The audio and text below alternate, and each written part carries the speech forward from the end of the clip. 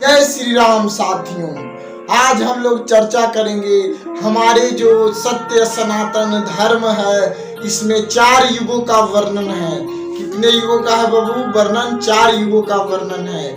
देखिए, पहला युग है बाबू सतयुग, दूसरा में आ गया त्रेता, और तीसरा में द्वापर, और चौथा में कलयुग। तो देखिए, हम लोग सतयुग से बाबू स्टार्ट करते हैं। देखिए, सतयुग जब सत्य मतलब जब सत्य की जो पूरा वर्चस्व हो, हर घर में, हर क्षण पे, हर लफ्ज पे जब सत्य की वचन हो, सत्य ही रहता हो, सत्य की मार्ग हो, सत्य की रास्ता हो, तब सतयुग प्रारंभ हुआ था बाबू।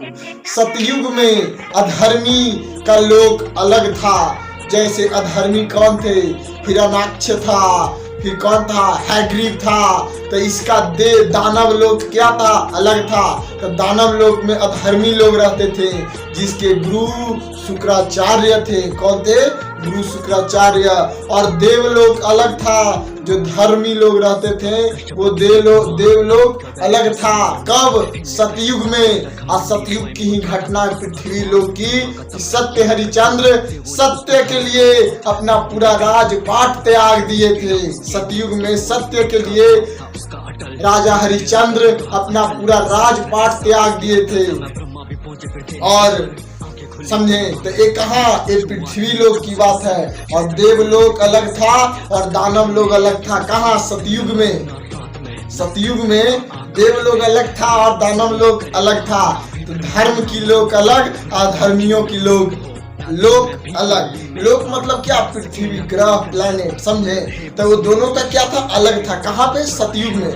और जैसे ही त्रेता युग आया, क्या है? त्रेता युग आया। तो त्रेता युग में धर्मी और अधर्मी एक ही लोक में रहने लगे। क्या? एक ही लोक में रहने लगे। जैसे अधर्मी, तो अधर्मी में कौन हुआ? रावण हो गया, फिर उसका भाई हो गया अहिरावण हो गया। ये सब क्या थे? ये सभी अधर्मी थे। लेकिन उनका 2 भाई और था जो धर्म की राहों पे जानता था, और ये सब गलत है। पहला कुंभकर्ण, फिर दूसरा विभीषण। कुंभकर्ण ने भी चेताया था अपना भाई को, भैया आप जिसे हर के लाए हैं वो कोई और नहीं, साक्षात जगदम्बा है, जो माता लक्ष्मी का स्वरूप है, जिसे आप हर लाए हैं। तो इसीलिए समझाए थे। तो ये क्या हुआ? ये बात जो है आपका त्रेता युग की है।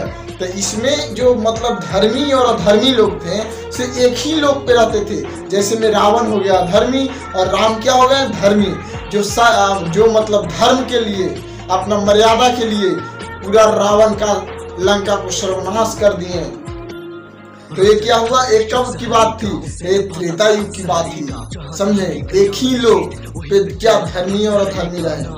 और देखिए, जब द्वापर युग आया, द्वापर युग जब आया तो वहां पे जानते हैं क्या हुआ? वहां पे हुआ कि एक ही परिवार में धर्मी और अधर्मी दोनों रहे। तो अधर्मी कौन था? दुर्योधन, जो कोई और नहीं, अपनी ज्येष्ठ पिता मतलब ज्येष्ठ भ्राता का वधु को चीर हरण किया। सरियाम सभा में उसको निवस्त्र किया द्रौपदी को। लेकिन उस समय भगवान लीला पुरुष कृष्ण भगवान अवतरित थे, जिन्होंने उनकी रक्षा किए अपने शक्ति से, क्योंकि वो तो भगवान ही थे। तो अपनी शक्ति से द्रौपदी की रक्षा किए। लेकिन अधर्मी कौन हुआ? दुर्योधन हुआ, दुशासन हुआ। तो ये क्या हुआ? एक ही परिवार में चचेरा ही भाई न था किसका? युधिष्ठिर का। तो एक ही परिवार में न हुआ। पांडव धृतराष्ट्र के क्या थे? छोटे भाई थे। लेकिन युधिष्ठिर क्या था? दुर्योधन से बड़ा था। लेकिन दुर्योधन जो था वो अधर्मी हुआ, और युधिष्ठिर क्या? धर्मराज। तो इन्हें कहाँ ही जाता है? तो ये धर्मराज हुए। तो कौन हुए? धर्मराज युधिष्ठिर हुए। तो यहाँ पे द्वापर युग में एक ही परिवार में धर्मी और अधर्मी पैदा लिए। अब देखिए, अब कलयुग चल रहा है। वर्तमान युग जो चल रहा है बाबू, वो कलयुग है।